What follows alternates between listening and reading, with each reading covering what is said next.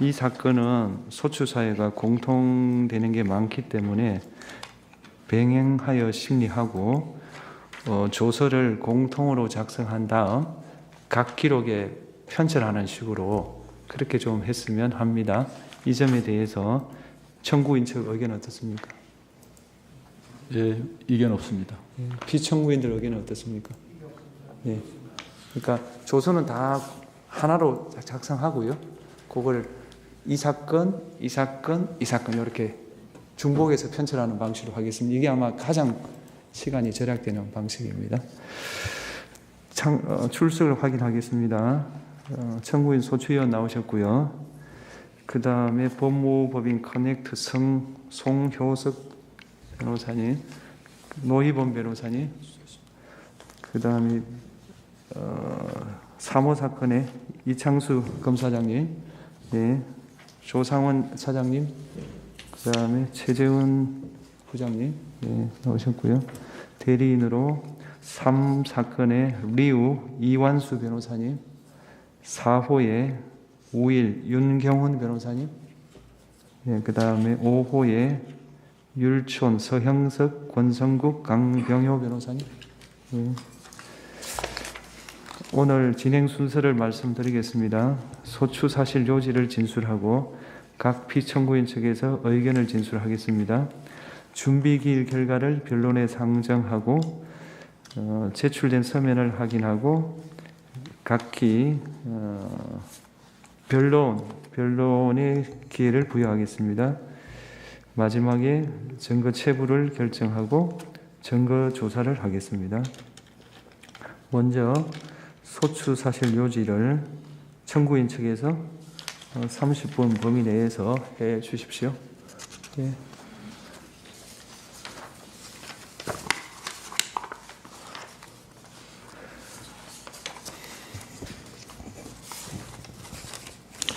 존경하는 재판장님, 국회 소추위원, 국회 법제사법위원회 위원장 정청래입니다.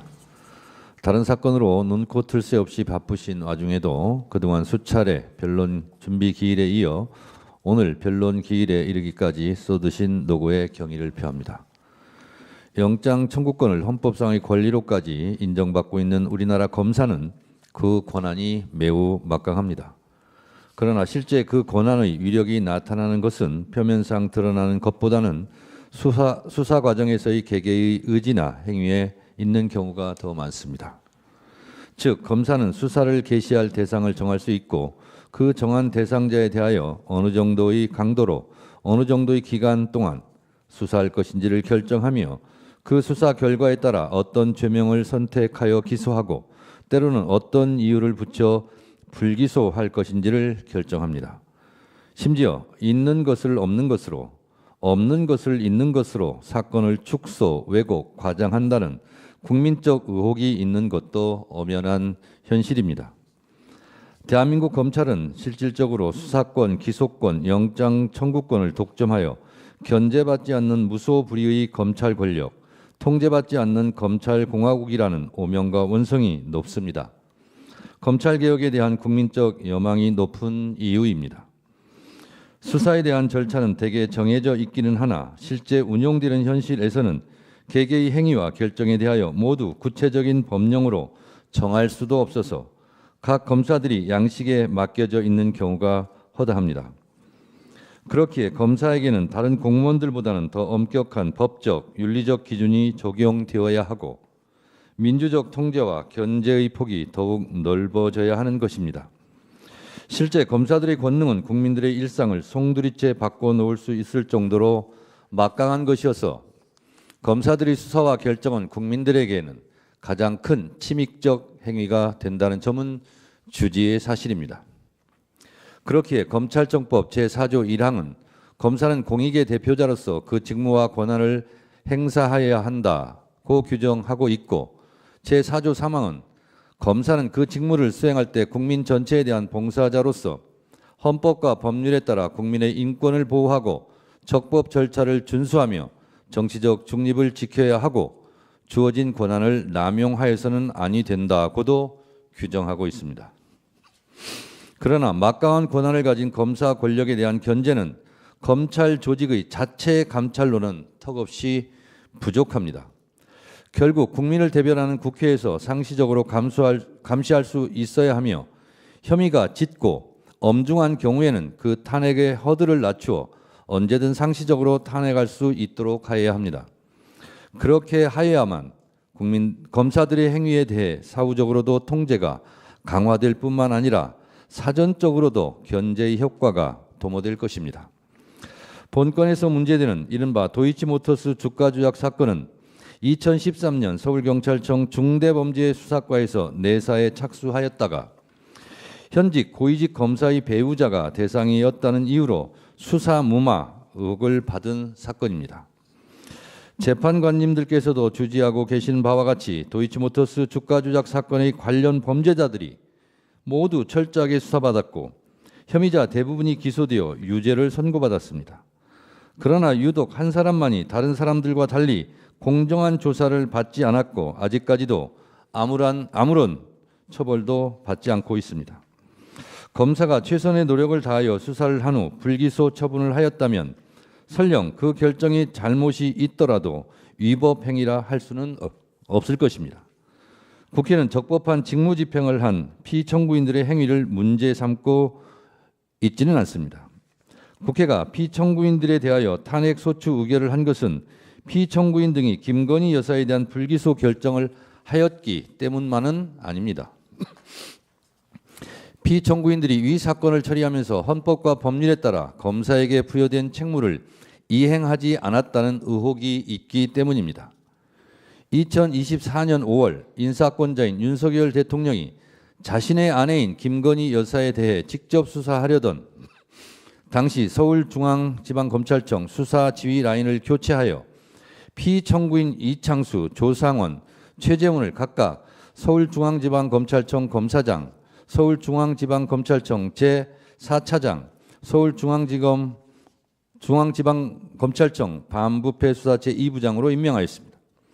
이후 피청구인들은 당시 이원석 검찰총장이 김건희 여사 소환 조사가 원칙임을 강조하였음에도 불구하고 검찰총장에게 수사 절차에 관한 상세한 보고 없이 김건희 여사 쪽이 지정한 대통령 경호처 부속 청사에 비공개 출장 조사를 시행하였습니다.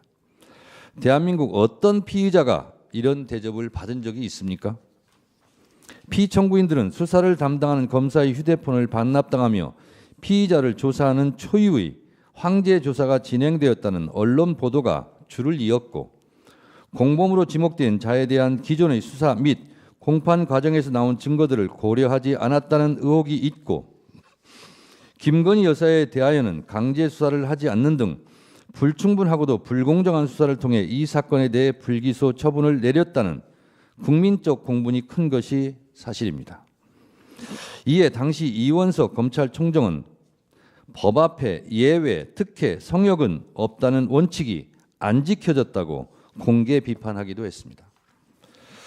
또한 불기소 결정 이후 법령에 근거도 없는 이른바 레드팀의 검토를 마쳤다고 변명성 주장을 하고 하지도 않은 영장 청구를 하였으나 기각되었다는 등 허위에 가까운 보도자료를 작성, 배포하였다는 의혹에 많은 비판을 받았고 기자회견에서 허위성 꼼수 브리핑을 하였다는 언론과 국민적 비판도 많았습니다.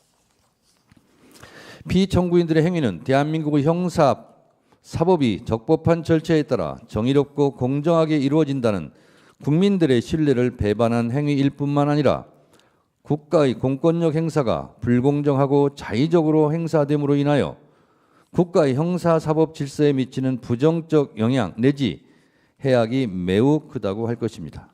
그러므로 피청구인들에게 보다 엄격한 법적, 윤리적 기준을 적용한 징계가 이루어져야 합니다.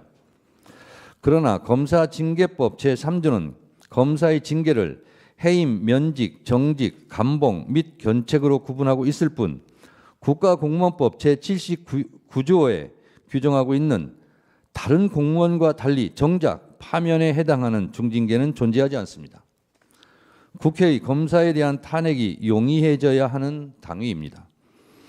그런데 수사 권한이 없는 탄핵 소추 주체인 국회가 본건과 같은 사건에서 탄핵 소추를 함에 있어 명확한 탄핵 소추 사유를 적시하고 모든 증거를 제시하여 탄핵의 인용을 받아내는 것은 현실적으로 쉽지 않은 문제입니다. 실제 수사를 했던 검사가 각 행위와 결정 당시 성실하고 엄격하게 수사하였는지 세부적인 자료를 확인한 것이 매우 제한적인 것도 크게 한 몫을 한다고 할 것입니다. 그러므로 국회는 언론에서 드러난 사실과 그에 대한 검사들의 해명에 대해 국민의 눈높이에서 국민의 뜻을 대변하여 검사들의 행위가 헌법과 법률에 저촉되었는지를 세밀히 판단하여 탄핵을 할 수밖에 없습니다. 그러므로 탄핵 소추 절차에 있어 헌법재판소의 직권주의는 수사기관이 아닌 입법부를 탄핵소추기관으로 하고 있는 탄핵제도 하에서 당연히 도출되는 결과입니다.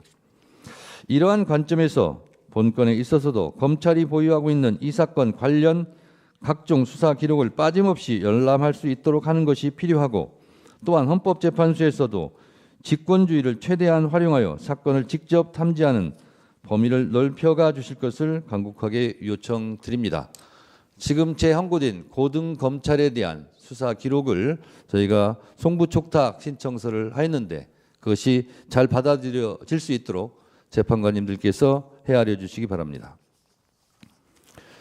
존경하는 헌법재판관님, 범죄를 수사하고 법을 집행하는 이른바 칼자루를 쥔 검사들이 아무리 현란한 말로 자신의 잘못을 가리려고 하더라도 국민들이 상식에 반하는 행동은 철저히 조사하여 그 잘못을 가리고 징계할 수 있어야 할 것이고, 이것이 국민 주권주의에 부합하는 제도 운영입니다. 피청구인들은 이 사건 수사 과정에서 법과 원칙에 따라 공정하게 철저하게 수사를 진행함으로써 국민적 의혹을 해소하는 것이 마땅하였음에도 불구하고 권력자인 대통령 배우자에게 면죄부를 주기 위하여 헌법 제7조, 헌법 제11조, 검찰청법 제4조의 평등의 원칙과 정치적 중립 의무 등을 명백히 위반하였다고 생각합니다.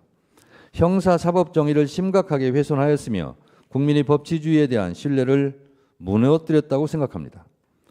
모든 국민은 법 앞에 평등하다는 헌법 제11조의 헌법 정신에 따라 모든 아내도 법 앞에 평등해야 하지 않겠습니까? 헌법과 법률, 국민적 눈높이를 종합하여 살펴보건대 본건은 피청구인들의 파면을 정당화할 정도로 중대한 헌법과 법률 위반 의혹이 있는 경우이고 국민의 신임을 배반한 것이 명백하다고 할 것입니다. 존경하는 헌법재판관님들께서 대한민국의 공정한 상식이 회복되고 사법 정의와 헌법 질서를 수호하기 위해 피청구인들을 모두 파면하여 주실 것을 간절하게 호소드립니다. 감사합니다.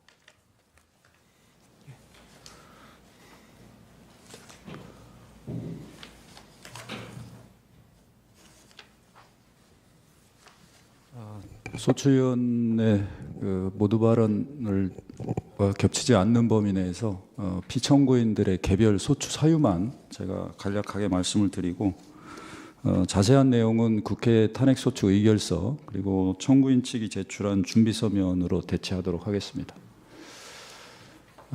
우선 이 건 탄핵소추 경위를 간략히 보시면 이 대통령 배우자 김건희에 대한 범죄가담 혐의가 농후해서 국민적 의혹이 제기되었고 수사가 이루어져야 된다는 국민적 요구가 분출되었었습니다. 특히 2차 주가 조작 시기 108건의 통정 거래 중에서 48건이 김건희의 계좌가 활용됐고 공범들의 1, 2심 판결에 김건희의 이름이 117회 등장했습니다. 그리고 김건희는 이 도이치 주가 조작 사건을 통해서 약 23억 원의 이득을 취득했습니다. 그리고 관련 수사 기록에서도 주범들과 긴밀히 연락하면서 통정 거래를 한 증거가 다수 존재했습니다. 실제로 공범에 대한 2심 판결에서 김건희와 동일한 이른바 전주 계좌주였던 손모 씨에 대해서도 유죄가 선고됨으로써 법리적으로 충분히 유죄 선고의 가능성이 매우 높았던 사안이었습니다. 그럼에도 불구하고 당시 검찰은 검찰총장 배우자였던 김건희에 대한 수사는 전혀 이루어지지 않았고 2023년 2월 10일에 공범들에 대한 1심 유죄 선고가 있었고 2024년 9월 12일에 항소심에서도 유죄 선고가 있었습니다. 서울중앙지검이 도이치 사건 수사 지휘라인들이 2024년 5월 13일 전부 경질이 됐고요. 경질된 후 2개월이 채 안 돼서 김건희에 대한 방문 조사가 있었습니다. 방문 조사 후 김건희에 대한 불기소 결정이 2024년 10월 17일에 있었는데 불기소 사유의 주된 이유는 주가 조작 일당에게 계좌를 이용당한 피해자에 불과했다라는 것이 불기소 사유의 주된 이유입니다. 국회는 피청구인들에 대해서 탄핵소추 가결을 했습니다. 형사사법의 정의 그리고 법 앞에 모두 평등하다는 법치국가의 원칙이 지켜져야 된다는 뜻에서 수사 편의를 제공하고 출석 조사가 원칙임에도 불구하고 밀실에서 주문된 방문 조사를 수사한 점, 그리고 실질적인 주가 조작 사건에서 당연히 해야 될 압수수색이나 대질 조사 등을 전혀 하지 않은 사실상의 수사 유기, 그리고 다수의 유죄 증거가 있음에도 불구하고 불기소 결정을 한 점이 수사 과정에서의 위법 사실이 있었다는 점이었습니다. 더 나아가서 불기소 결정 이후에 국민적 관심사가 높은 사안이었기 때문에 언론사나 취재기자들의 기자회견 요구가 있었습니다. 그 기자회견장에서 보도자료로 허위의 사실을 왜곡된 보도자료를 발표하고 영장 청구 사실이 없었음에도 불구하고 김건희에 대해서 압수수색 영장이 청구됐으나 법원이 모두 기각했다라는 허위 발표까지 했습니다. 이 허위 발표는 당시 모든 언론사가 검찰이 청구한 영장을 법원이 기각했다라고 모든 신문이 보도를 했고 전 국민들이 검찰이 청구한 영장이 법원에서 기각된 것으로 보도가 됐고 그대로 믿게 되었습니다.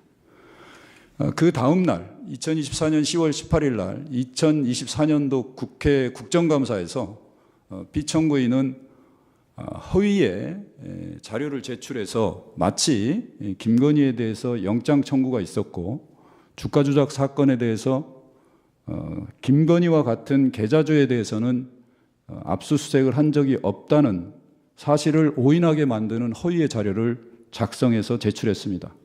그리고 국회에서 같은 취지의 사실과 다른 증언을 하기도 했습니다. 피청구인 이창수의 소추 사유에 대해서 간략히 살펴보겠습니다. 앞서 말씀드린 대로 이창수는 피의자에 대해서 불공정한 특혜 방문 조사를 했습니다.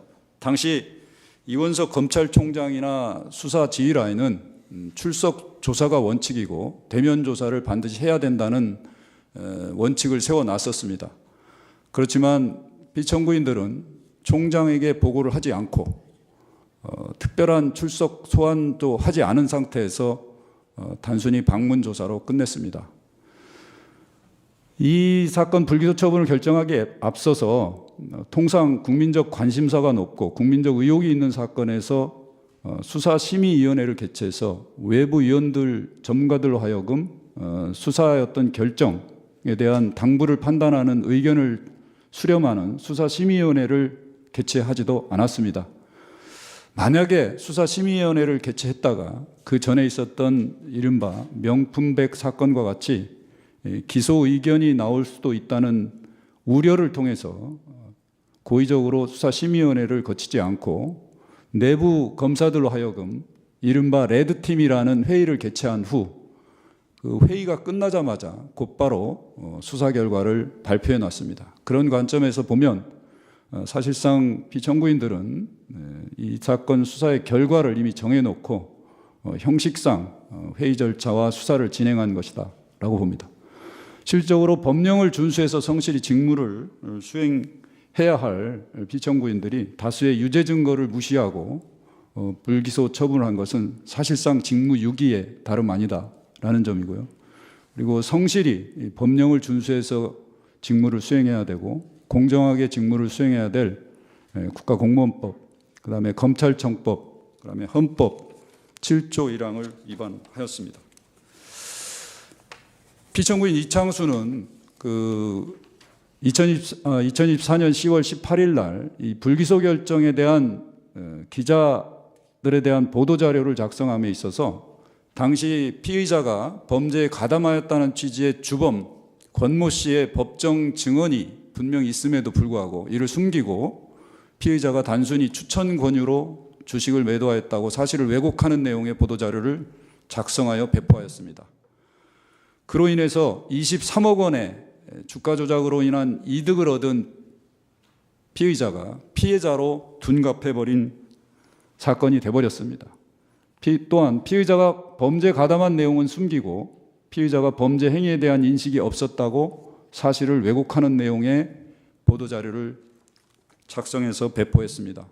결국 국민들은 이 보도자료를 통해서 보도를 보고 이 사건 수사가 제대로 이루어졌음에도 불구하고 김건희에 대한 혐의가 전혀 없다고 인식을 하게 됐습니다. 결국 국민들이 사실상 기망을 당한 꼴이 되어버렸습니다. 이러한 행위는 허위 공문서를 행사한 것이고 당시 법조 출입기자단 전체에 대한 그리고 언론사에 대한 업무 방해이며 공무원의 직무수행의 공정의무, 성실의무, 그다음에 검찰청법을 위반한 것입니다. 세 번째, 국회 감사에서 피청구인 이창수는 코바나 사건과 영장 청구 당시 도이치 주가 조작 사건을 동시에 진행했다라고 사실과 다른 증언을 했습니다. 또한 계좌주 중에는 압수수색 영장 청구에서 계좌 추적한 것은 김건희뿐이다라고 사실과 다른 증언을 했습니다. 이 수사 기록 내에는 당시 계좌주였던 이모 씨에 대한 압수수색이 분명히 있었고 수사 기록에는 수사 보고서까지 작성돼서 편철이 되어 있었습니다. 그럼에도 불구하고 국회 국정감사장에서 감사위원들의 질문에 사실과 다른 허위의 증언을 한 것입니다. 또한 국회가 당시 요청한 자료에 따라서 국회에 대한 압수수색 영장, 김건희에 대한 압수수색 영장의 내역을 제출하면서 계좌주에 대한 압수수색 영장이 없었다는 보도 자료를 제출했기 때문에 거기에 맞게 하기 위해서 자료에 계좌주를 관계자로 이렇게 기재하여 사실상 계좌주에 대해서는 영장 청구가 없었던 것처럼 사실을 오인하는 보도 자료를 만들었습니다. 이는 피청구인이 국회 증언감정법을 위반하고 허위 공문서를 작성 행사했으며 공무원의 성실 의무, 직무 수행의 공정 의무를 위반한 행위입니다. 이하 피청구인 조상원과 피청구인 최재훈은 소추 사율이 거의 동일합니다. 그래서 조상원과 최재훈에 대해서는 함께 최재훈의 소추 사유를 통해서 같이 말씀드리도록 하겠습니다. 피의자 최재훈은 이 사건의 주임 담당 검사입니다. 검사의 직분에 맞게, 그다음에 법령의 책무에 맞게 공정하고 철저한 수사를 거쳐서 범죄 혐의 의무를 가리고 기소 여부를 결정하였어야 합니다. 그럼에도 불구하고 검찰총장의 배우자, 즉 대통령의 배우자라는 피의자의 입장에서 불공정 특혜 방문 수사를 하였습니다. 담당 수사검사로서 사실상 결론을 정해놓고 형식적인 대면 조사를 거쳐서 곧바로 수사 결과를 발표했습니다. 마찬가지로 법령을 준수하여 성실히 직무를 수행한 것이 아니라 다수의 유죄 증거를 무시하고 검사로서의 책무를 유기한 것이다 라고 저희는 보고 있습니다. 마찬가지로 허위 보도자료 작성 배포, 허위 자료 제출에 대해서는 피청구인 이창수에 대해서 말씀드린 내용과 거의 동일합니다. 특히 계좌주에 대해서 영장 청구한 사실이 없다고 오인하도록 국회의 관계자라고 아마 초안을 직접 작성해서 제출하도록 같이 협력한 것으로 보입니다. 그다음에 기자회견에서 주로 답변을 하면서 분명히 기자들로 하여금 오인하게 하는 그런 답변, 허위 답변을 했습니다.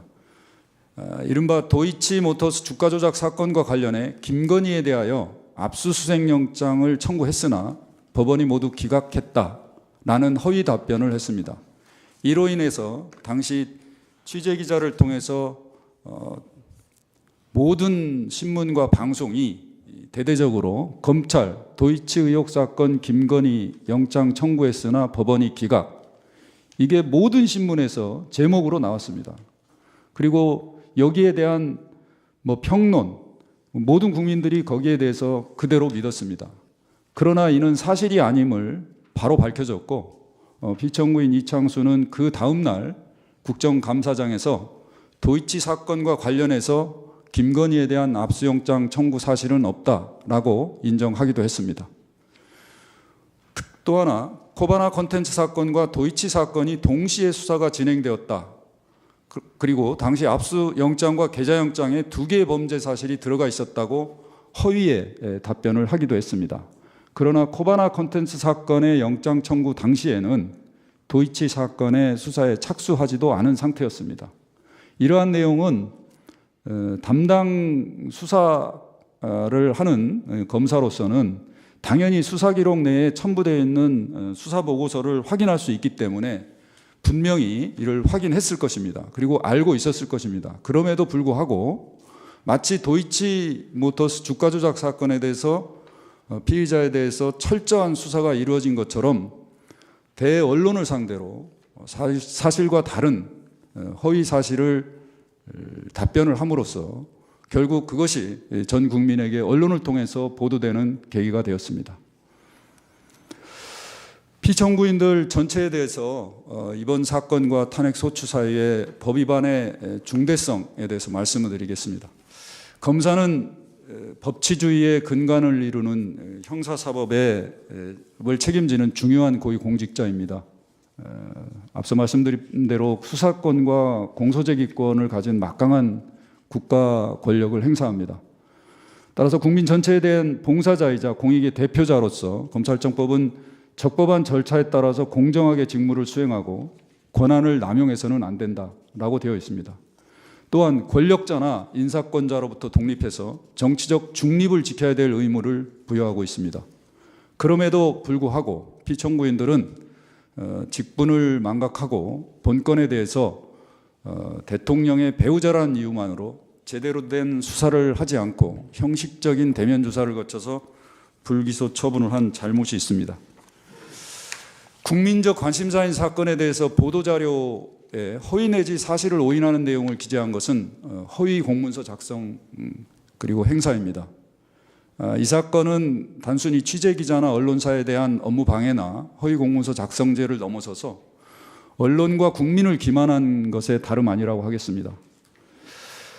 특히 국민적 관심사를 갖고 있는 사건에서 검찰이 수사 결과를 발표할 때 모든 언론과 모든 국민들은 검찰의 수사 결과를 관심을 갖고 지켜볼 수밖에 없습니다. 그리고 그것을 통해서 국가 권력의 어떤 행사의 정당성이나 투명성을 확인할 수 있습니다. 특히 민주주의 사회에서 언론은 이렇게 중요한 사회적 공익 역할을 하고 특히 대의민주주의 하에서 언론의 역할은 매우 중요합니다.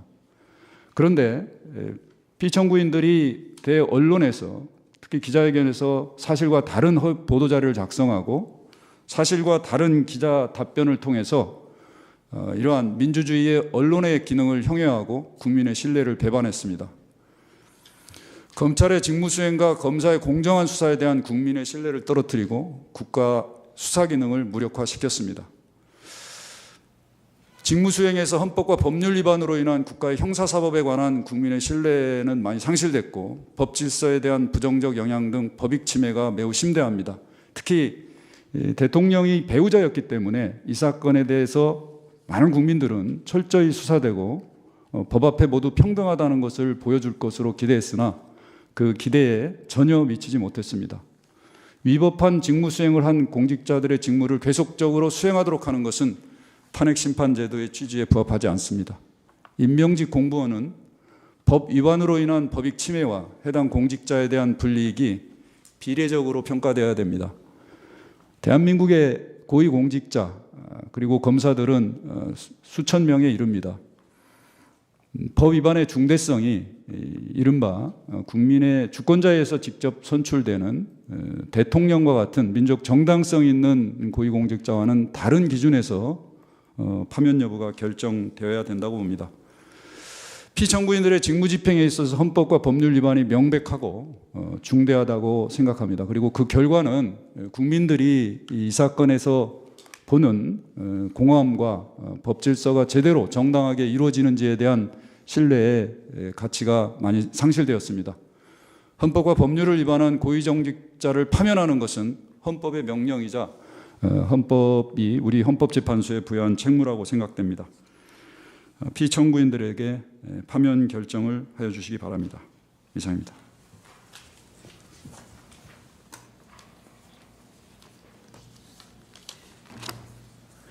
예, 2024 헌나 3 피청구인 대리인 의견 진술해 주십시오.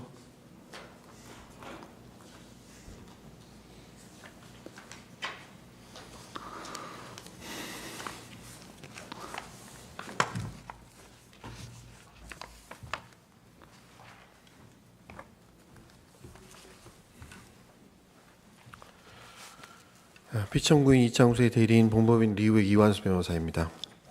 피청구인을 위해서 청구인의 소추 사유 주장에 대해서 답변을 드리도록 하겠습니다.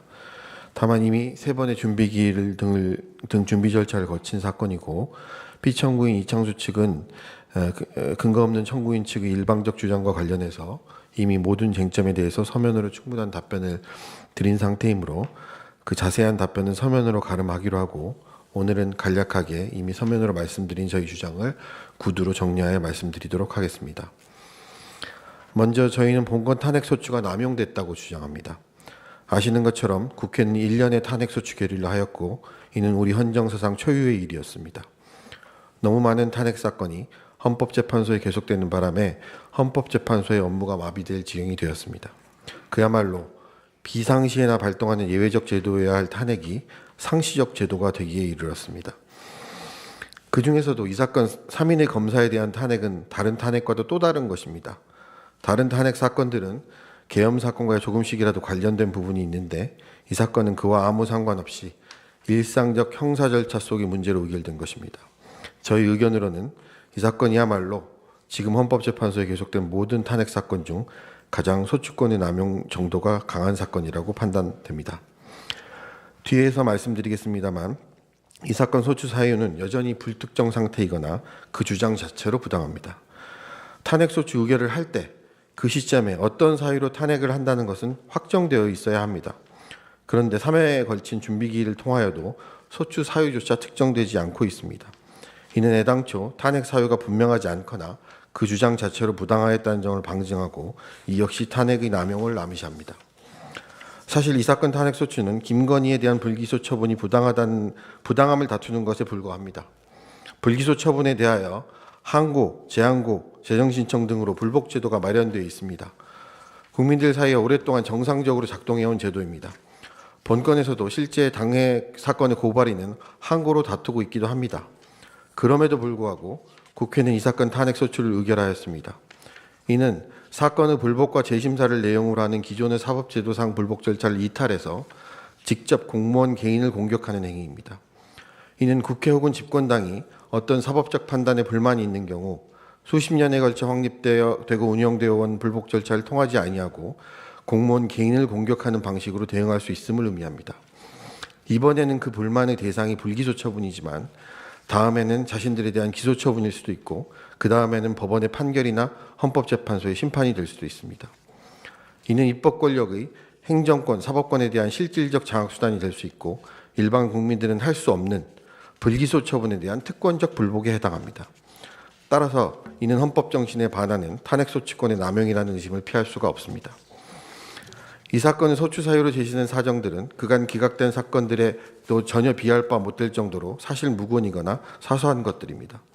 그럼에도 굳이 탄핵소추에 나선 것은 피청구인에 대한 탄핵소추가 인용되어 피청구인이 파면될 것을 기대해서가 아니라 서울중앙지검장의 직무를 일정 기간 정지시키는 것이 목적일 것이라고 생각할 수밖에 없습니다. 만약 그러하다면 이는 탄핵소추 제도의 본말이 전도된 것이 아닐 수 없습니다. 우리 헌법상 탄핵소추 제도는 사법적 제도로서 공무원 개인에 대한 심판 절차입니다. 그런데 이 사건 탄핵소추가 결의되는 경위, 과정 및 소추 사유들을 보면 검찰 조직 전체에 대한 정치적 책임 주공을 피청구인들 개인에게 하고 있는 것으로 보이는 부분이 많습니다. 이 역시 탄핵소추권의 정치적 남용이라고 할 것인 바 다른 사건에서는 몰라도 이 사건만은 재판부에서 그와 같은 정치적 의미가 아닌 사법적 기준으로 살펴주시기를 요청드립니다. 이 사건 탄핵소추가 남용되었다는 점에 대하여는 여러 언론사의 사설이나 법조인들의 수많은 비판이 있었습니다. 이 부분 증거로 제출하였으니 신중하게 살펴주시기 바랍니다.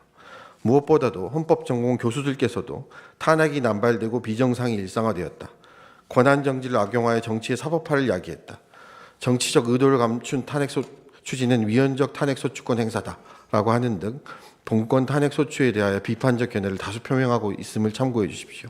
특히 불기소 처분에 대한 불법 규정이 있음에도 국회가 처분 검사 등을 탄핵소추함은 입법부가 행정부의 준사법적 기능을 침해하는 것이라는 비판도 있습니다. 이러한 의견도 모두 증거로 제출하였으니 신중하게 살펴주시기 바랍니다. 정리하면 이 사건이야말로 현재 귀재판소에 계속된 수많은 탄핵 사건 중에서 단연 탄핵소추권 남용이 의심되는 사건입니다. 이에 귀재판소가 이 사건 심판 청구를 기각하기에 앞서서 이를 각하함으로써 탄핵소추권의 남용을 명백하게 선언하고 탄핵소추권의 정치적 남용에 경종을 울릴 필요가 있다고 생각합니다. 이는 단순히 본건의 적정한 처리뿐만 아니라 향후 대한민국 헌정질서의 유지를 위해서도 반드시 필요한 조치라고 생각합니다. 본건 소추 사유 검토 이전에 먼저 이전부터 깊이 숙고해 주시기를 요청드립니다. 다음으로 소추 사유의 불특정 문제를 말씀드립니다. 청구인은 소추 사유를 특정하라는 재판부의 여러 차례 준비 명령에 마지못하여 지난 준비기일 직전 준비 서면을 제출하였으나 여전히 그 소추 사유는 충분히 특정되지 못합니다.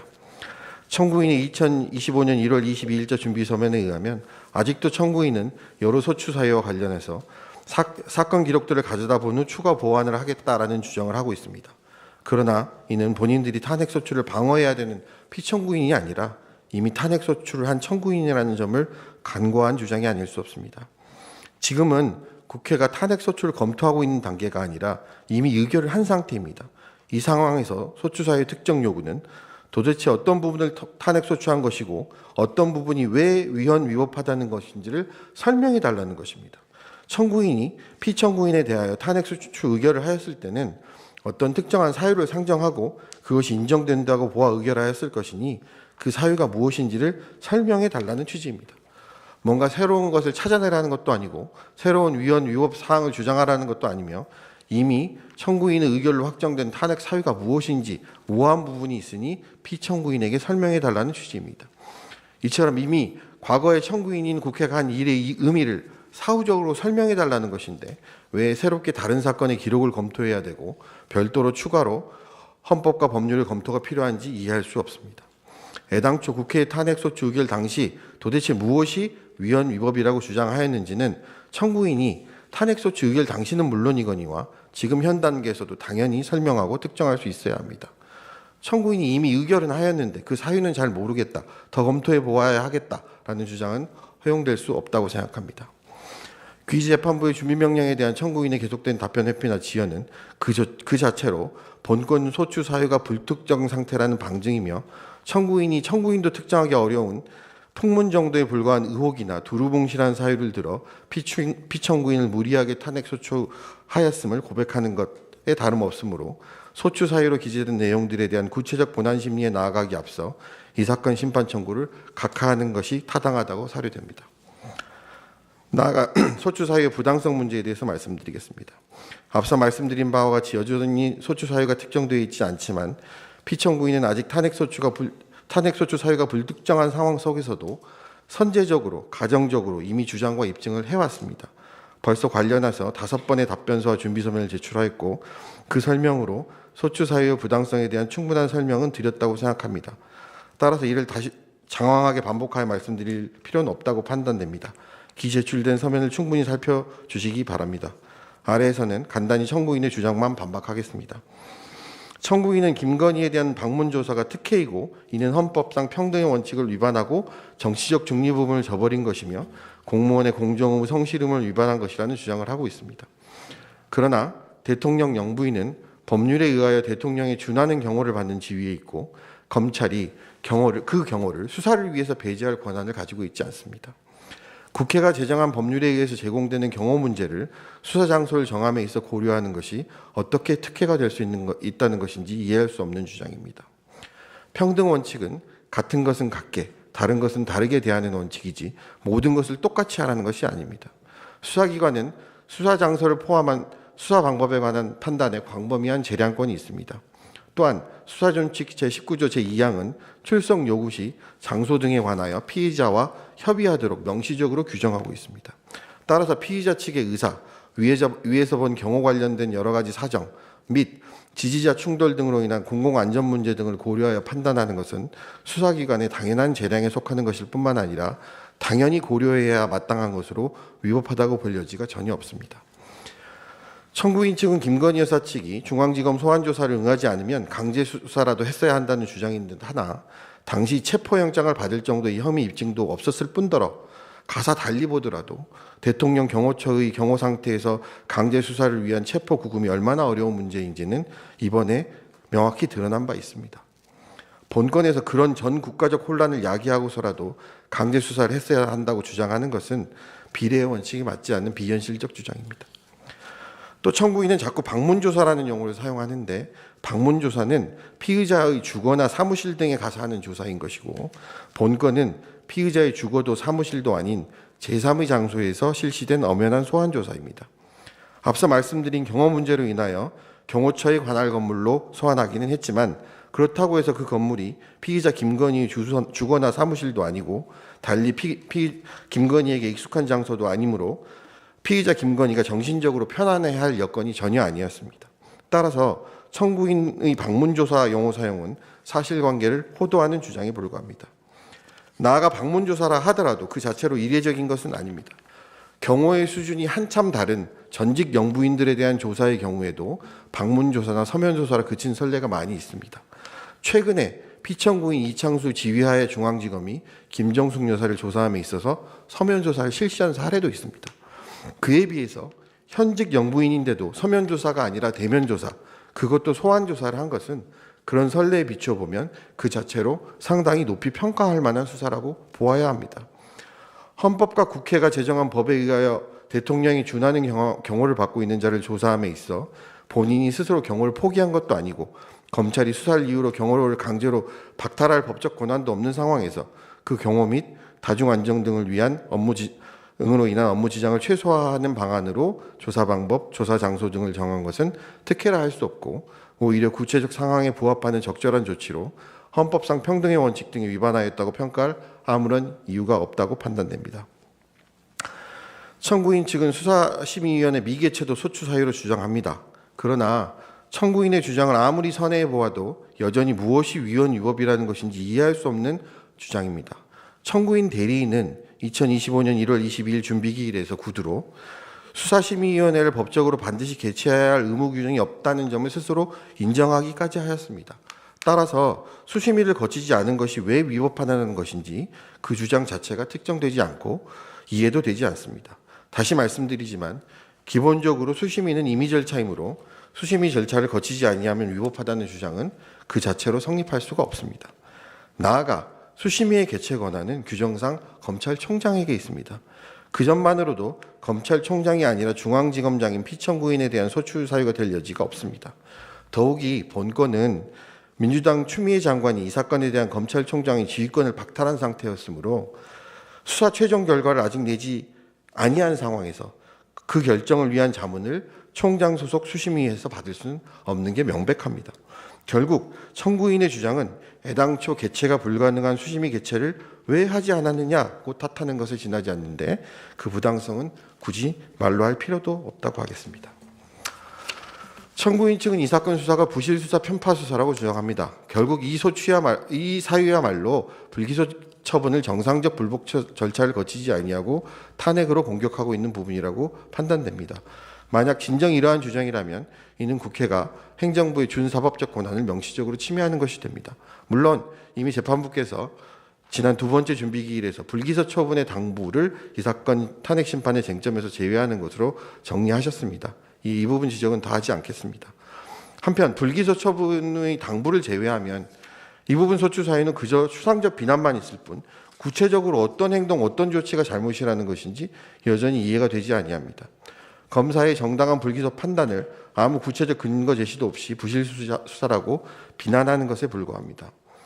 만약 이 소추 사유를 소추서에 기재된 바와 같이 왜 김건희에 대한 압수수색을 하지 않은 것인가라고 이해하더라도 이는 검찰 전체에 대한 정치적 비판일 수는 있어도 피청구인 개인에 대한 탄핵 소추 사유가 될 수는 없습니다.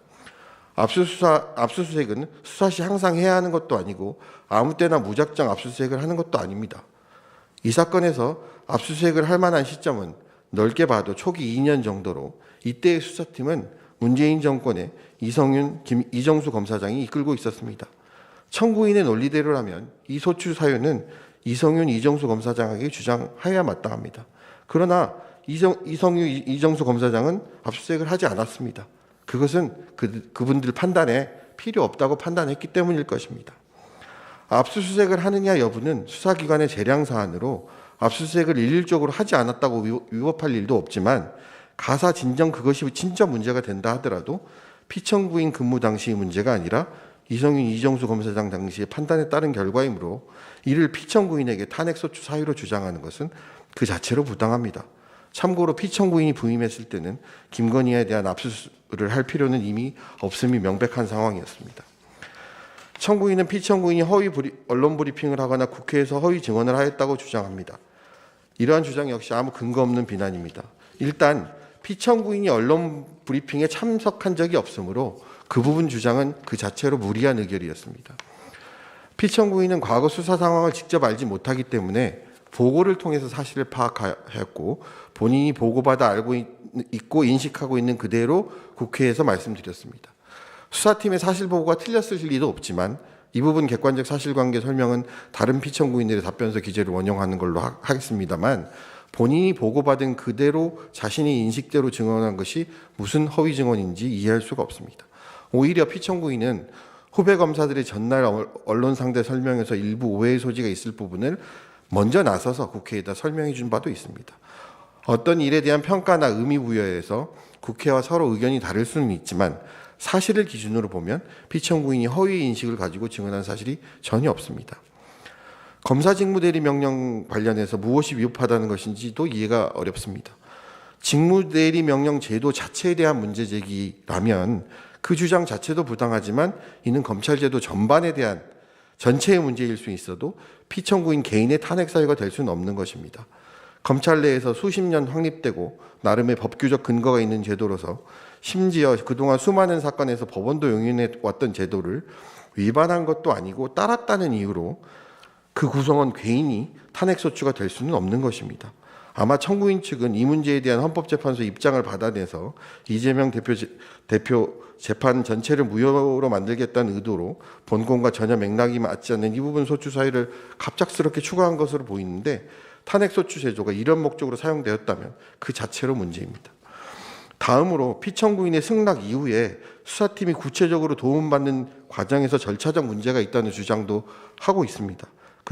그런데 김민구 검사에 대한 직무대리 명령은 필요한 때 수차 적절하게 이루어진 바 있어서 어떤 절차적 흠결도 없을 뿐만 아니라 직무대리 명령 신청 절차와 사유는 수사팀의 전결로 진행되는 사항으로 피청구인은 전혀 관여하지 아니하므로 그 과정에 무슨 문제가 있다 하더라도 그 자체로 피청구인의 탄핵 사유가 될 여지는 없습니다.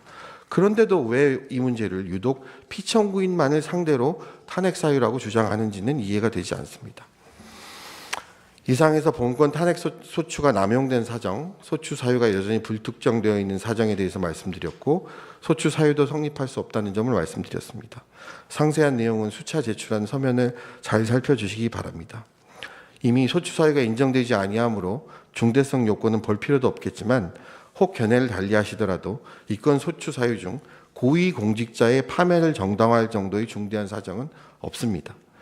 피청구인의 판단으로는 이와 같은 추상적, 가정적, 포괄적 답변만으로 충분히 본건 탄핵소추가 사유 없음이 드러났다고 판단합니다. 탄핵소추 제도는 국가적 제도적 의미도 있습니다만 공무원 개인에게는 공무담임권, 인격권, 행복추구권의 침해이기도 합니다.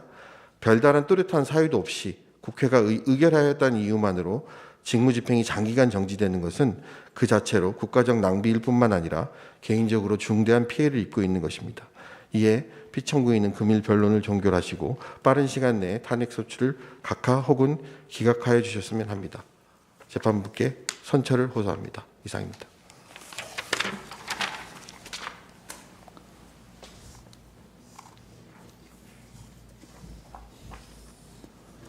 예, 2024 헌나 4 피청구인 의견 진술해 주십시오.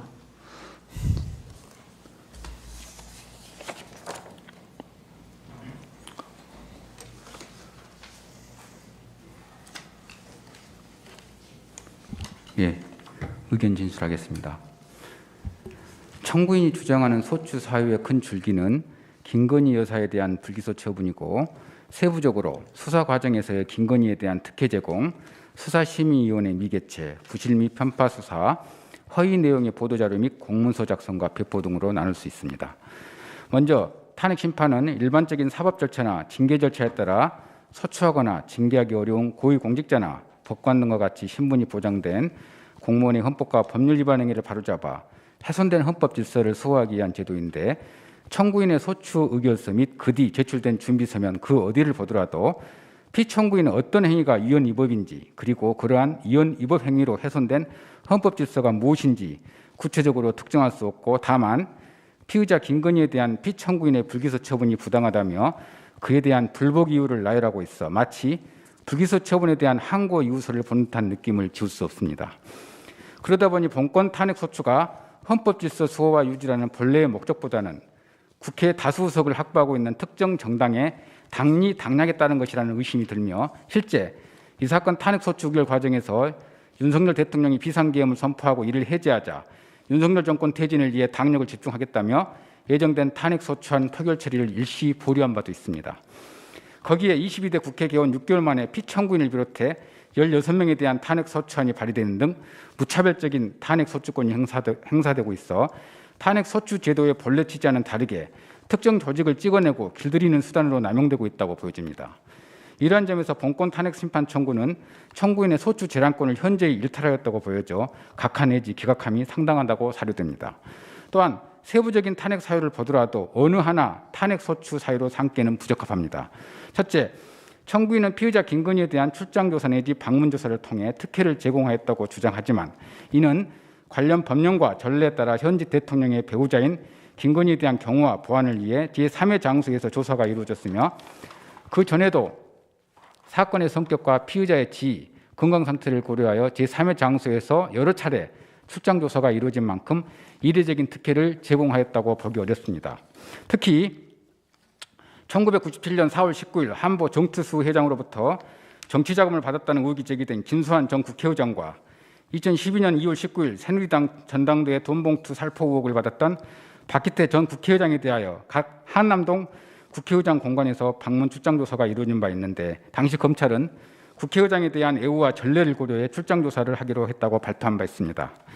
만약 현 국회의장이 비리 의혹이 있어 이에 검찰이 국회의장 공간에서 출장 방문 조사를 실시하였더라도 국회가 특혜 운운하며 평등원칙을 위반하였다며 출장조사한 검사를 탄핵 소추 의결할 수 있을지 반문해 봅니다. 둘째, 청구인은 김건희에 대한 불기소 결정에 앞서 수사심의를 거치지 않아 공무원의 성실 의무와 공정 의무를 위반했다는 취지로 주장하나 수사심의의 개최는 법령에서 강제되는 의무사항이 아니기 때문에 이를 개최하지 않았다 하여 곧바로 피청구인이 그 어떠한 직무를 위반한 것으로 볼 수 없다고 사료됩니다. 셋째, 청구인은 김건희 도이치모터스 주가 조작 사건을 수사함에 있어 공범들의 수사기록, 공판기록 등을 통해 이미 피의자가 범죄에 가담 행위를 인정할 증거가 다수 존재하였음에도 피의자의 주거지, 휴대전화, 계좌 등에 대한 압수수색 등 절차를 전혀 거치지 않고 관련 증거 등에 대한 사실 확인 및 대질 조사 등 반드시 수사 과정에서 거쳐야 할 통상적인 수사조차 하지 않은 부실 편파 수사로 김건희에 대하여 불기소 처분을 내려 검사의 직무를 유기하고 공무원의 성실 및 공정 의무를 위반하였다고 주장하나 근본적으로 청구인의 이 주장은 준사법기관인 검사의 사법 판단에 대한 이의 신청을 밖에 보이지 않으며 이는 검사의 불기소 결정에 대한 항고 절차에서 다투어져야 할 것이고 위반하였다고 주장하는 성실 및 공정 의무는 이행을 강제하고 그것에 대한 규범적 평가를 내리기에 적절하지도 않아 사법적 판단이 될 수도 없는 바 피청구인에 관한 부실 및 편파성은 탄핵소추 사유로 삼을 수 없다고 사료됩니다. 또한 형법 제122조 소정의 직무유기죄에 있어서 직무유기란 공무원이 법령 내규 등에 따른 추상적 성실 의무를 게을리하는 일체의 경우를 말하는 것이 아니라 직장의 무단 이탈, 직무의 의식적 포기 등과 같은 방해 행위를 가리키는 것으로 검사인 피청구인의 수사 내용이나 증거에 관한 판단이 불만족스럽다 하더라도 곧바로 피청구인이 직무를 유기하고 성실 및 공정 의무를 위반하였다고 볼 수는 없습니다. 마지막으로 청구인은 피청구인 2024년 10월 17일자 기자회견에서 허위 내용의 보도자료를 작성 배포하였고 같은 날 김건희 주가 조작 관련 압수수색 영장 청구 및 발부 내역에 관한 자료 요청을 받고서 법사위에 압수영장 내역이라는 허위 공문서를 작성해 제출하였고 이후 같은 날 백브리핑에서 도이치모터스 주가 조작 사건 관련하여 5가지 허위 사실을 유포함으로써 검찰 출입기자 약 40명의 취재 업무 및 피해자 MBC 등 언론사의 보도 업무를 방해하였다고 주장합니다. 이 보도자료는 준사법기관인 검사가 그동안 수사에 채집한 증거를 검토 판단한 후 신빙성 있는 증거에 기초해 사실관계를 확정짓고 그에 따른 수사 결과를 발표한 것이기에 이 보도자료에 담긴 내용들은 수사 결과에 따라 구성된 법적 사실관계임은 분명하고 피청구인은 이 보도 내용들이 모두 사실이라고 믿고 있습니다. 반면 청구인은 지금까지 수립된 여러 증거들 중 피청구인이 신빙성이 낮아 취신하지 않은 일부 증거에 의존하면서 그 증거에 반하여 피청구인이 보도자료를 작성 배포하였으니 이를 허위라고 주장하는 것이라 그 증거의 취사 선택에 따라 청구인의 입장에서는 허위이고 피청구인 입장에서는 사실로 판단할 수밖에 없어 이를 두고 피청구인이 허위 사실을 유포했다고 단정할 수는 없는 것입니다. 그리고 청구인은 김건희 주가 조작 관련 압수수색 영장 청구 및 발부 내역에 대한 자료 요청을 받고서 법사위의 공문서인 압수영장 내역에 김건희에 대한 도이치모터스 주가 조작 사건에 대한 영장이 청구되었으나 기각된 것처럼 기재하여 허위 공문서를 작성 제출하였다고 주장하나 이 압수영장 내역 순번 1번을 자세히 보면 영장이 청구되었다가 기각된 사건은 도이치모터스 사건이 아니고 코바나 사건임이 명백히 포기되어 있어 청구인이 최소한 사실 확인도 거치지 않은 것으로 보이고 그의 피청구인이 기자회견 후 백브리핑에서 언급한 이 5가지 사항에 대하여 허위 사실을 유포했다고 주장하나 일부 사항에 대하여는 당시 즉석에서 구두로 문답이 이루어졌기 때문에 표현이 모호하여 그 뜻이 정확히 전달되지 않아 혼선이 빚어졌지만 답변 전후 전체 취지를 살펴보면 충분히 해명될 수 있었으며 더 나아가 이 부분에 대한 오해를 불식시키기 위해 국정감사장에서 더불어민주당 서영교 의원실에 답변 자료를 제출하였고 언론을 상대로 답변에 바른 취지 그리고 오해를 불러일으킨 부분에 대한 해명 내용을 담은 문자풀을 발송하기까지 하여 피청구인이 허위 사실을 인식하고 이를 언론에 발표한 것이 절대 아닙니다. 나머지 청구인이 허위 사실이라고 주장하는 내용들 중 역시 위에서 설명한 바와 같이 청구인이 믿고 싶어하는 일부 증거들을 추신한 결과일 뿐 그것이 사실이라고 단정할 수 없으며 오히려 그 후 청구인이 믿고 싶어하는 증거들과 정면으로 배치된 반대 증거도 수집된 바 있지만 청구인은 그러한 사실을 알지 못한 채 여전히 일부 과거 언론 기사에 의존해 억지 탄핵 사유를 만들어냈다고 보여집니다. 존경하는 재판관님, 결국 청구인이 주장하는 세부적인 탄핵 사유들은 모두 피청구인의 정당한 직무 수행 범죄에 속하는 것이고 그의 헌법이나 법률 위반은 찾아볼 수 없는 바 청구인의 본권 탄핵 심판 청구를 즉시 기각시켜 피청구인의 명예를 회복시켜 주시기 바랍니다.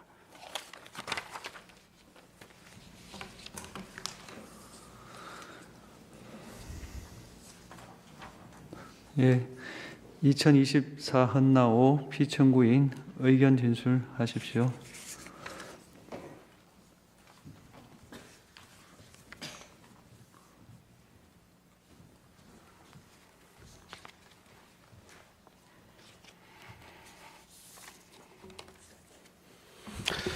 피청구인 최재현 대리인 율촌의 서영석 변호사입니다. 앞부분에서 3호 사건과 4호 사건에서 중복된 부분을 좀 생략하고 진행을 하겠습니다. 각하 사유에 대한 주장은 앞에서 충분히 이루어진 것 같아서 생략하도록 하겠습니다. 탄핵 소추 사유 관련돼서 말씀드리겠습니다. 이 사건 심리 대상은 김건희에 대한 불기소 처분의 당부 그 자체는 될 수가 없습니다.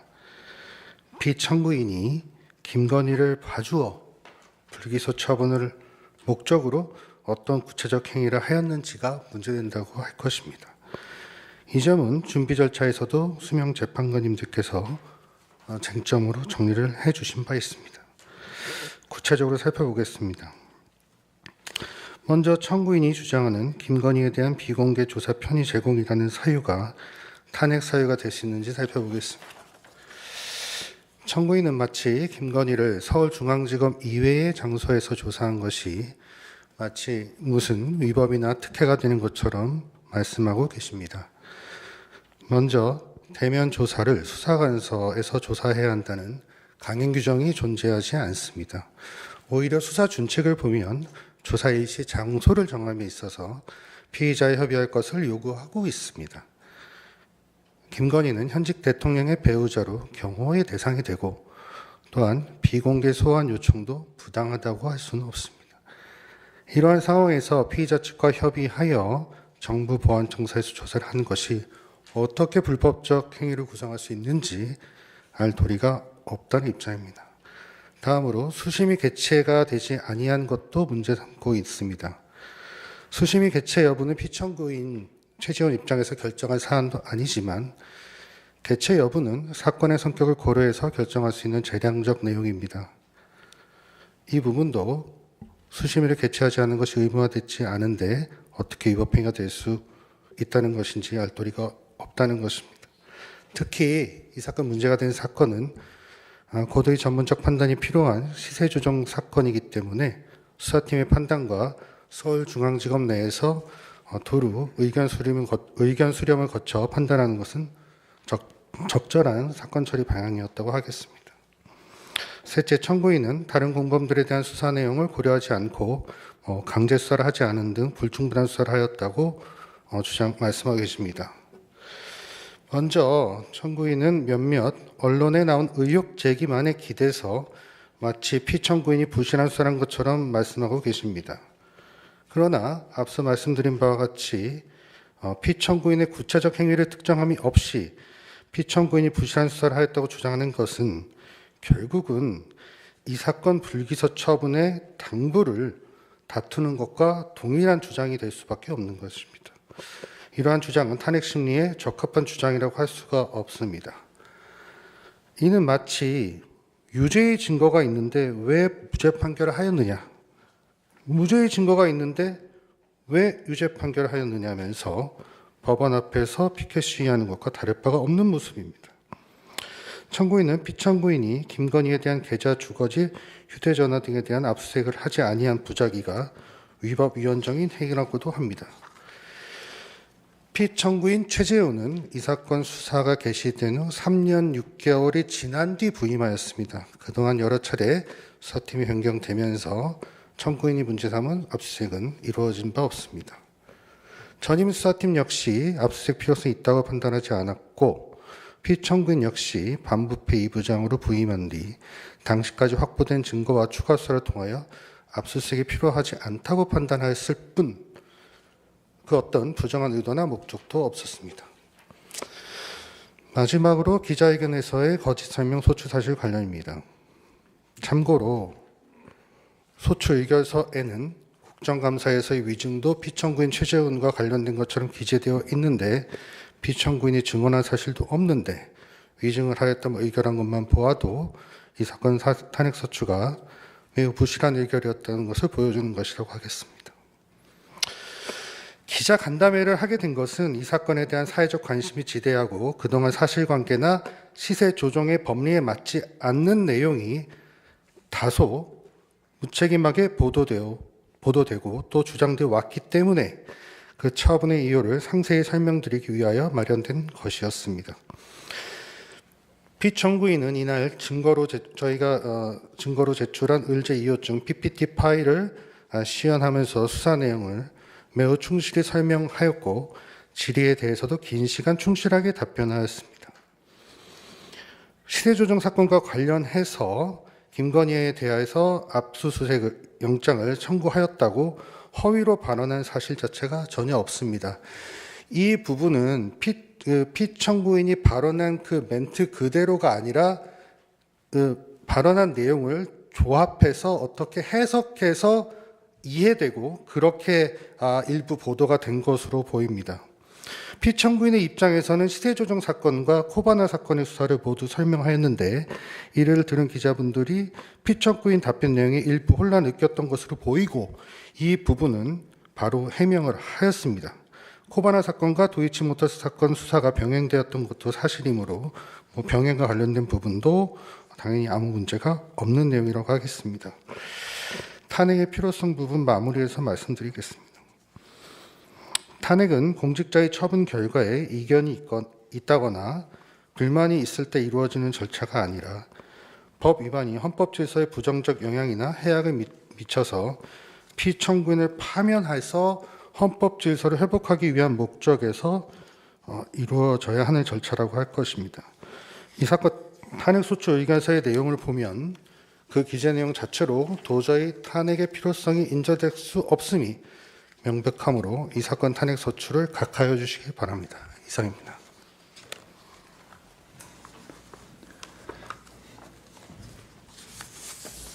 예, 준비 기일 결과를 변론에 상정하겠습니다. 자, 준비 기일에서요, 청구인 측이 갑제 1호증부터 60호증까지 제출했고, 그중 갑제 22호증까지는 증거로 채택을 했습니다. 2024 헌나 3 피청구인 측에서는 을 1호증부터 40호증까지 제출했고 모두 증거로 채택되었습니다. 2024 헌나 4 피청구인 측에서 을제 1호증 제출하셨고 증거로 채택하였습니다. 2024 헌나 5 피청구인 측에서 을제 1호증 제출하셨고 증거로 채택되었습니다. 송부 촉탁에 대해서 알아보겠습니다. 청구인 측에서 1월 7일 대법원에 기록, 그 다음에 고등검찰청의 1월 8일 기록에 대해서 송부 촉탁 신청을 해서 채택했고 1월 21일 고등검찰청으로부터 그 회신이 도착했습니다. 2024 헌나 3 피청구인 측이 1월 20일 서울중앙지방검찰청에 불기소 결정에 대한 송부 촉탁을 신청해서 채택하였습니다. 1월 20일 검찰총장에게 사실조회를 신청하여 재판부가 채택하였습니다. 이어서 쟁점을 확인하겠습니다. 공통된 소추 사유는 피청구인들이 김건희에 대한 자본시장과 금융투자업에 관한 법률 위반 사건의 수사팀으로서 사건을 처리하면서 강제 수사를 하지 않았고 소환하지 않았고 경호처 부속청사에서 비공개로 조사한 다음 수사심의위원회를 개최하지 아니하고 불기소 처분을 내렸으며 이는 헌법 또는 법률을 위반했다는 점이고, 그 다음에 2024 헌나 4 5 소추 사유는 조상원 최재훈 피청구인이 공모해서 10월 17일 2024년 출입 기자회견을 하면서 기자들에게 허위 사실을 유포했다. 그래서 보도 업무를 방해했다. 이렇게 되어 있고 2024 헌나 3 소추 사유는 이창수 피청구인이 관할 아닌 대전지방검찰청에 소속된 검사를 파견받고 적법한 직무대리 명령 절차를 지키지 아니하여 검찰청법 5조를 위반하였다. 이렇게 주장했습니다. 소추 사유를 이렇게 정리하면 되겠습니까? 예, 그렇습니다. 예. 피청구인들은 우선 소추권이 남용되었다. 그 다음에 세부 사실이 특정되어 있지 않다. 그 다음 재량에 따라 업무를 처리하였으므로 재량에 따라 규정에 따라 업무를 처리하였으므로 헌법과 법률을 위반한 사실이 없다. 다음에 탄핵의 필요성이 없다. 이렇게 정리하면 되겠습니까? 예. 그 외에 뭐 특별한 내용 있나요? 준비 결과와 관련해서 없습니다. 예. 맞습니까? 예. 다음 제출 서면을 확인하겠습니다. 청구인 측에서 우선 12월 5일자 탄핵 심판 청구서, 1월 7일자 대법원 송부 촉탁 신청 증거 제출, 1월 8일 고등검찰청 송부 촉탁 증거 목록 제출, 1월 22일 준비 서면 각 증거 제출 당사자 본인 신문 신청서, 1월 24일 대법원 고등검찰청 송부 촉탁 신청서, 2월 12일 고등검찰청 송부족덕신청서, 대검찰청 문서제출명령신청서, 중앙지검 사실조회 신청서, 2월 13일 준비서면, 2월 17일 입증취지, 2월 17일 피청구인 신문사항 및 변론 모두 발언 PDF 준비서면, 이 맞습니까? 예, 맞습니다. 예. 2024 헌나 3 피청구인 측에서 12월 13일 답변서 참고자료, 12월 23일 준비서면 증거제출, 증거목록 제출, 12월 30일 준비서면 증거제출, 1월 9일 증거목록 제출, 1월 20일 준비서면 대검찰청에 대한 사실조회 신청서, 중앙지검에 대한 송부족적 신청서, 2월 10일 준비서면, 2월 13일 절차 진행에 대한 의견서. 맞습니까? 그다음 2024 헌나 4호 피청구인 측이 12월 13일 준비서면, 12월 30일 답변서, 1월 20일 준비서면, 2월 11일 준비서면, 2월 12일 준비서면. 맞습니까? 예, 맞습니다. 예, 2024 헌나 5 피청구인 측에서 12월 16일 준비서면, 12월 30일 준비서면, 1월 20일 준비서면, 2월 11일 준비서면, 2월 13일 준비서면, 증거인부서, 2월 14일 증거자료 제출서 준비서면. 맞습니까? 예, 맞습니다. 예. 그 다음에 소추 사실 관련해서 확인할 사항, 우선 청구인 대리인에게 확인하겠습니다. 허위 내용을 담은 보도자료를 작성해서 배포했다, 이렇게 주장을 하시면서 예. 소추 의결서에서 나오는 허위 사실하고 1월 22일자 청구인의 준비서면의 허위 사실하고 좀 차이가 있습니다. 세부적으로 이렇게 따져보면. 구체적으로 좀 말씀드릴까요? 이 상이한 점이 있는데 제 질문은 어떤 내용이 허위라고 주장하시는 겁니까? 소추 의결서가 기준입니까? 아니면 1월 22일자 청구인의 준비서면이 기준입니까? 저희 준비서면이 기준입니다. 준비서면이요? 예, 국회에서 소추 의결을 하는 과정에서는 예. 좀 더 좀 명확하게 좀 확인이 안 안 된 게 있다. 부분도 있고요. 예. 예, 그렇게 이제 말씀하신다면 예. 소추 의결서에 언급되지 않은 내용이 있다는 겁니다. 소추 의결서에 언급되지 않은 내용이 1월 22일자 준비서면에 언급이 되었다. 그러면 다음 문제는 그럼 임의로 추가하는 게 허용되느냐? 추가 내지 변경하는 게 가능하냐? 이 질문을 합니다. 주변은 저희들은 소추 의결서에 있는 사항의 범위 내에서 저희들이 조금 구체화했다고 말씀을 드리는데요. 그렇게 하시는 혹시 겁니다. 어떤 부분에서 지금 새로운 사실이거나 전혀 동일성이 없는 사실이라면 저희들이 다시 검토를 예. 해보겠습니다. 그 소추 의결서를 한번 쭉 보시고 예.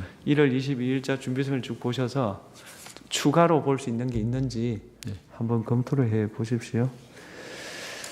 추가 내지 변경이 있는 거 아니냐, 이런 문제, 그러니까 그렇다 단정 드리는 건 아니고 예. 그런 문제를 제기할 수 있다, 이런 말씀입니다. 그 다음 청구인 대리인에게 다음 묻겠습니다. 국회에 허위 답변서를 제출함으로써 허위 공문서 작성, 행사를 주장했다라고 주장하시는데 그게 소추 사유에 포함된 것입니까? 소추 의결서에 기재되어 있습니까? 예.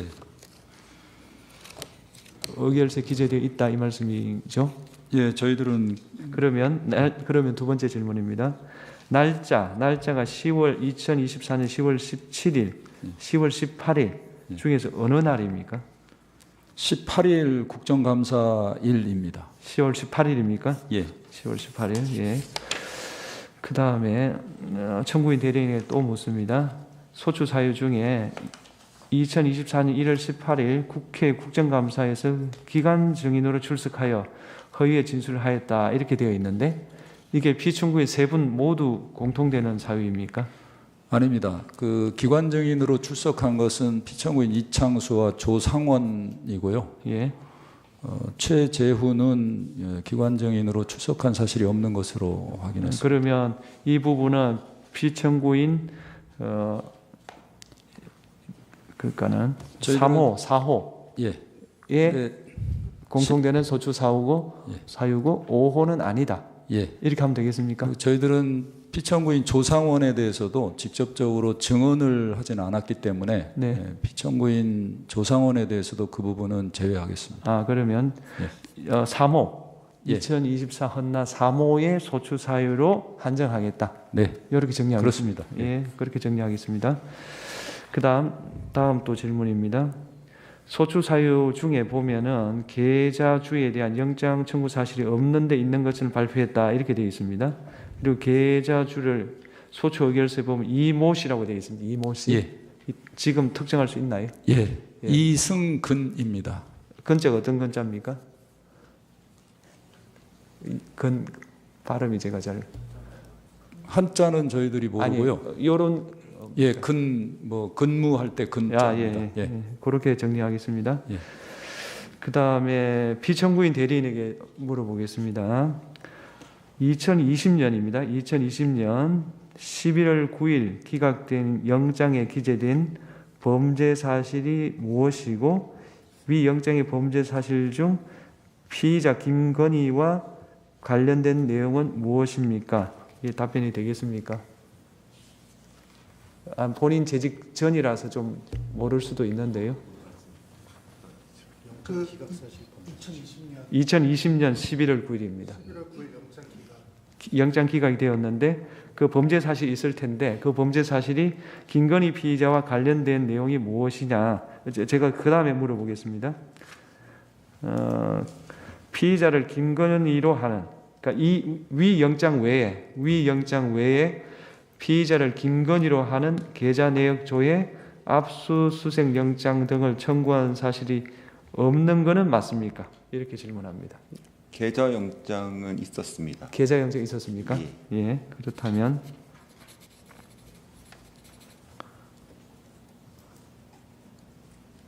그 계좌 영장이 있었으니까 그 다음 질문은 필요 없습니까? 지금 질문은 없다면 이렇게 돼 있으니까.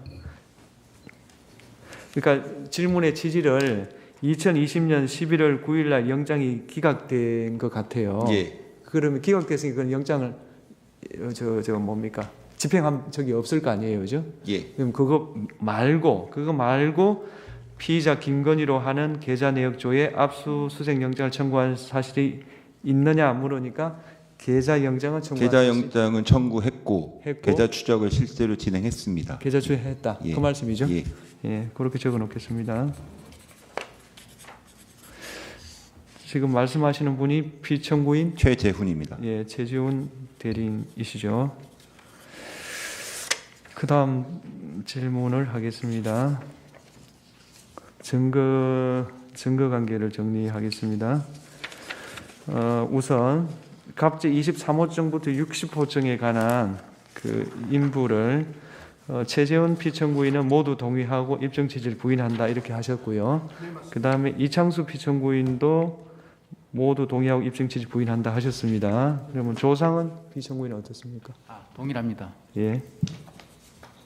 그럼 정리가 됐고요. 그럼 모두 증거로 채택하겠습니다.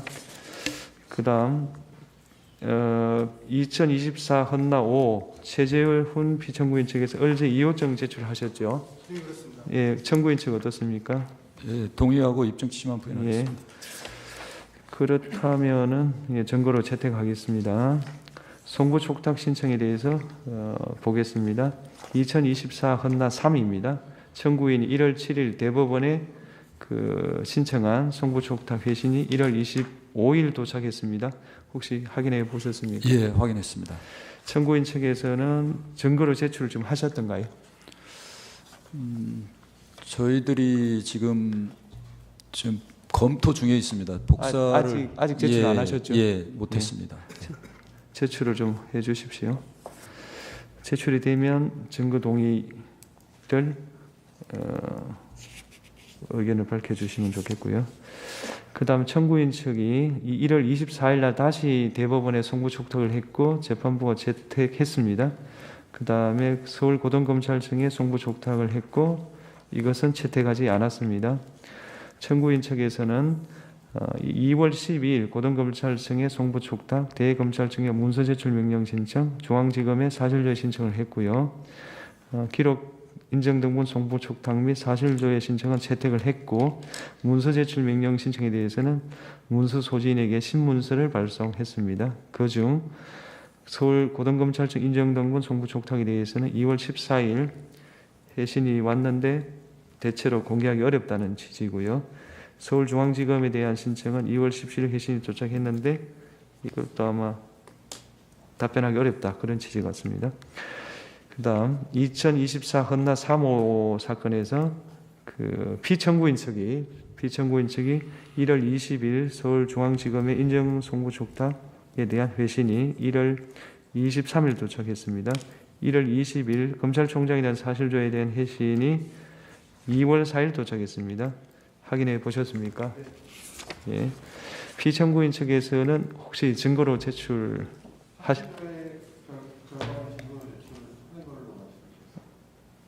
증거 제출하신 걸로? 예. 예, 하실 걸로. 예. 그다음 당사자 본인 신문에 대해서 저희들이 평의를 거쳤습니다. 그래서 여러 가지 시험을 종합해서 다음과 같이 한번 조율을 해봤는데 잘 한번 들어보십시오. 최재훈 피청구인에 대해서는 수사와 관련된 내용만 주로 신문을 한다. 조상원 피청구인에 대해서는 기자회견과 관련된 내용 위주로 신문한다. 이창수 피청구인에 대해서는 국회 정원과 관련된 내용 위주로 신문한다. 그러니까 중복되지 않도록 이렇게 좀 제한해서 좀 받아들이는 쪽으로 의견을 모았는데 어떨까요?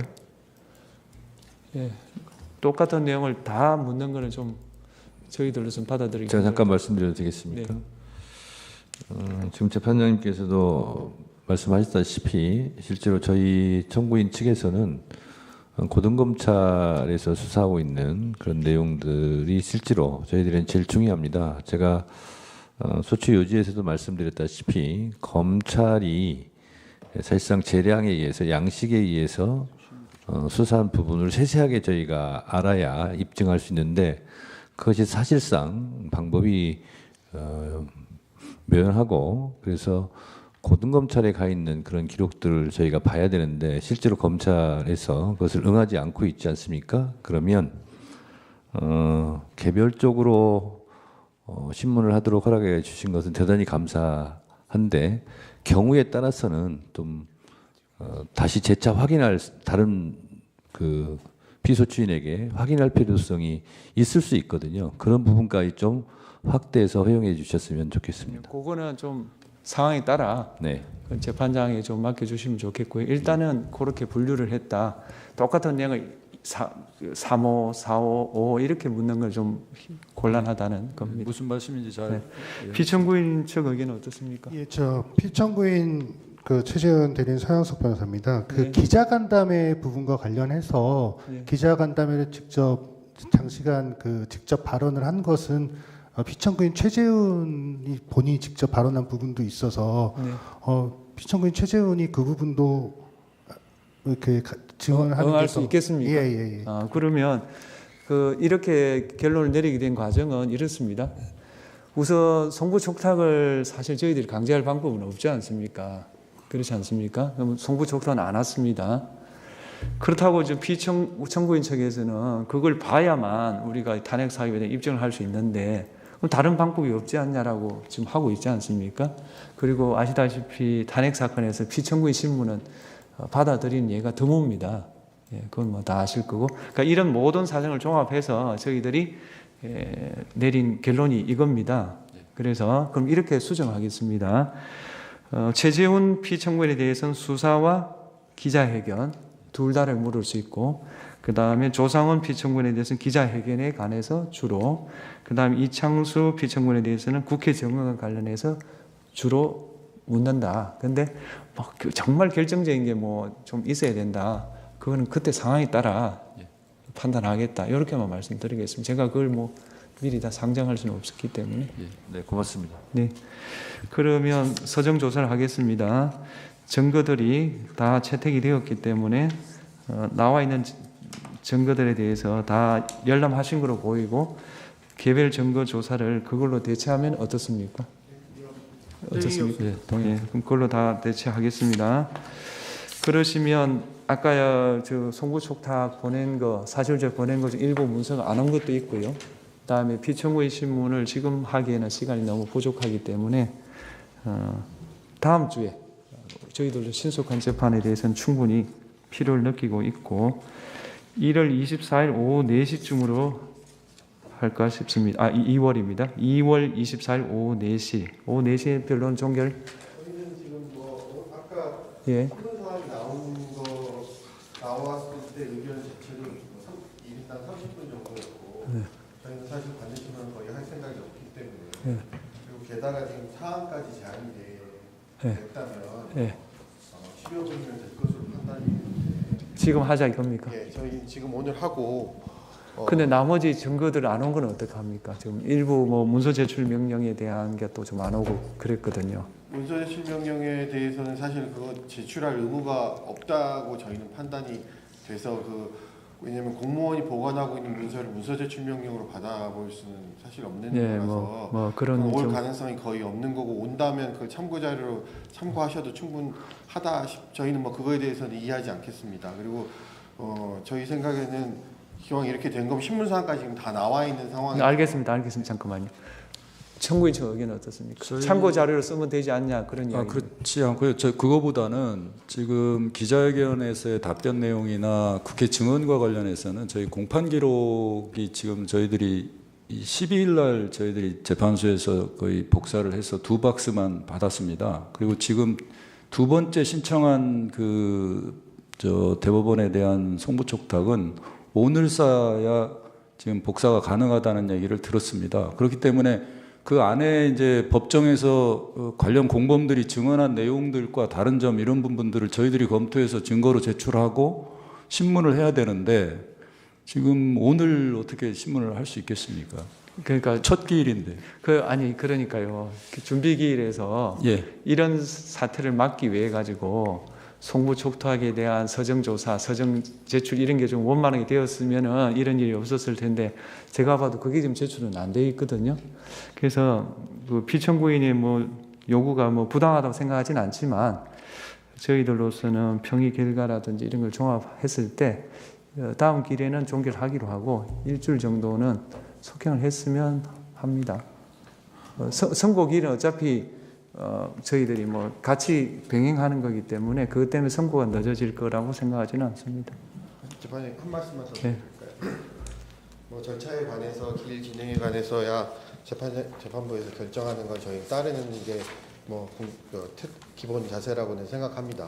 다만 저희는 사실은 이 직무집행 상태라든지 정지 상태라든지 이런 거 고려해서 준비 절차에서부터 3회에 걸친 준비 절차에서 단 한 번의 제출 기한을 놓친 적도 없고요.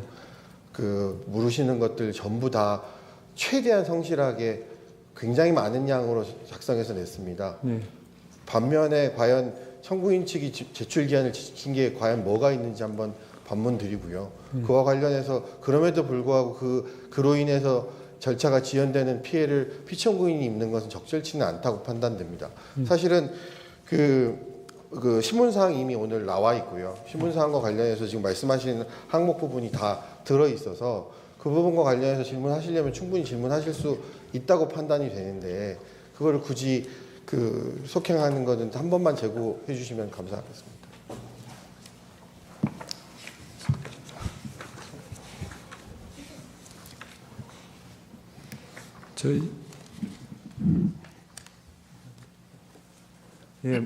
말씀은 뭐 충분히 일리가 있는 말씀인데 좀 저희들 생각은 속행을 좀 했으면 좋겠고 다만 이런 뭡니까 뭐라 하죠? 평의는 어차피 계속 하고 있기 때문에 나와 있는 기록을 토대로 청구인 측 의견, 피청구 측 의견을 이렇게 대조해 보는 절차는 계속 하는 걸로 좀 했으면 합니다. 뭐 피청구인이 뭐 무리한 주장을 한다고 생각하지는 않는데 저희들 평의 결과가 그렇기 때문에 지금 여기서 또 바꾸기는 좀 힘들다 이런 말씀 좀 드립니다. 혹시 다음 피청구인 신문에 그 허여되는 시간은 그러면 좀 미리 지정을 해주셨어요? 그러면 어떻습니까? 시간은 어떻게 하시겠습니까? 저희들이 30분 정도씩 30분, 30분, 30분. 예. 그 정도면 되겠습니까? 근데 이 전체 항목에 대해서 30분을 저번에 말씀을 하셨고 지금 그 오늘 서면에도 그렇게 기재돼 있는데 그 중에서 지금 일부에 대해서만 질문하신다고 하시면서 30분을 다 하겠다고 하는 거는 적절치 않지 않나 싶은데. 근데 저 이창수 피청구인한테는 뭐 30분까지 안 가도 되지 않을까요? 네, 그러니까 질문이 하나밖에 없기 때문에. 저희는 사실은 그 하나밖에 없고 사실 그 국회 증언 관련된 질문밖에 없고 해서 저희한테 무슨 30분을 묻는다는 게 저희 그러면 적절치 않아 보여서. 이창수 피청구인에 대해서는 좀 줄이시면 어떻습니까? 제가 봐도 좀 지적하는 게 일리가 있어 보이는데. 20분 정도로 좀 20분 제한해서 해보겠습니다. 제가 그러면 시간은 20분으로 하되 제가 아까 저 주로 물어달라는 그 국회 기간적인 부분 있지 않습니까? 그걸 넘어서는 건 제가 제안하도록 하겠습니다. 알겠습니다. 예, 그럼 허락하시면 피청구인 최재훈 대리인입니다. 예. 그 다른 말씀은 아니고요. 저희가 신문사항을 오늘 미리 받아봤고 네. 그 신문사항을 쭉 보니까 뭐 청구에 대해서 좀 궁금해하시는 부분도 있고 해서 예. 저희가 다음 기일 전에 좀 이 항목별로 좀 답변을 달아서 서면으로 제출을 하고 예. 그래도 뭐 풀리지 않는 의문이나 확인하고 싶은 것으로 좀 줄이면 조금 더 절차가 원활하지 않을까 하는 생각이 아니 근데 들어서. 그거는 예. 청구인 측이 원하는 거하고 좀 다를 겁니다. 네, 그러면 그러면 다음에 이렇게 하겠습니다. 그때 순서를 어차피 피청구인 신문할 때는 따로따로 해야 되지 않겠습니까? 좀 뭡니까 좀 간단한 걸 하여튼 순서를 좀 이렇게 미리 말씀하셔서 이렇게 좀 뭐랄까요? 좀 효율적으로 신문이 되도록 어차피 종결은 같이 해야 되고요. 그렇지 않겠습니까? 이제 분리해서 할 수는 없으니까 어쨌건 저 이창수 피청구인 하신 말씀은 제가 들었고 제가 일리 있다고 말씀드렸고 그다음 아마도 최재원 피청구인이 좀 질문이 좀 많지 않을까 싶고 그거는 제가 30분이라는 시간을 제한을 했고 그다음에 조상원 피청구인에 대해서는 저 기자회견에 좀 집중적으로 물을 것 같고 그렇게 해서 시간은 30분 신문 주제는 아까 말씀드린 그거 이렇게 이중으로 제한하면 어떻습니까? 그렇게 하면 그렇게 한번 조율해 보겠습니다. 조율에 응해 주셔서 감사합니다.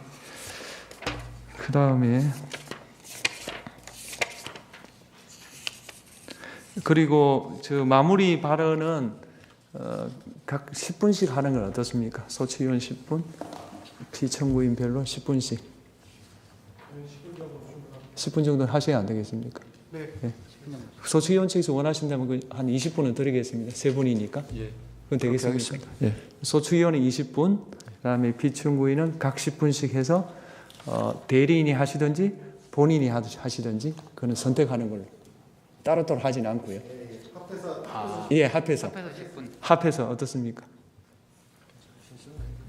예, 그렇게 하시면 되겠죠. 예, 그렇게 조율된 것을 토대로 다음 기일에 진행하겠습니다. 다음 기일에 저희들이 사건이 좀 많아가지고 2월 24일 오후 4시입니다. 괜찮습니까? 예. 2월 24일 오후 4시 대심판정에서 제2차 변론 기일을 하겠습니다. 재판장님, 네. 저희들이 뭐 소송에 적극적으로 협조하고 저희들도 빨리 진행되기를 원합니다만 저희들이 지금 대법원에 지금 오늘 복사 연락을 받고 저희들이 복사를 해서 재판소에 전달해드리면 재판소로부터 저희들이 받기까지 절대적인 시간이 필요합니다. 최소한 일주일 가량이 걸리거든요. 근데 그 전까지 지금 다음 주 변론 기일까지 기록이 저희들이 받아볼 수가 없다면 저희들은 그 기록에 대해서 증거 제출할 기회 자체가 없거든요. 그래서 이거를 좀 어떻게 도착했는데 하는데 입수하는데 일주일이 걸린다는 뜻입니까? 거의 그렇습니다. 왜 지난번 대법원에 대한 송부촉탁도 대법원에서 기록을 복사해서 저희들이 재판소로 이제 대법원에서 재판소로 보내고요. 재판소에서 이제 스캔을 해서 다시 저희들이 와서 다시 가져가는 알겠습니다. 형식입니다. 그러면 사무관님, 이 사건은 무슨 인력 인력을 동원해서라도 도착해서 청구인 측 열람하는데 시간을 최소화시켜 주십시오. 지금 말씀하신 게 보면 일리가 있고요. 저 심판 사무과 인력 인력이 있지 않습니까? 그 사무과장한테 부탁해서 스캔을 하라 이 말 같은데. 뭐 하여튼 예, 대부분 스캔을 예. 해서 저희들이 주시는데요. 그 절차를 최소화해서 다음 기일 전에는 적어도 증거 제출할 수 있도록 해주세요. 예. 그렇게 한번 저희들이 노력해 보겠습니다.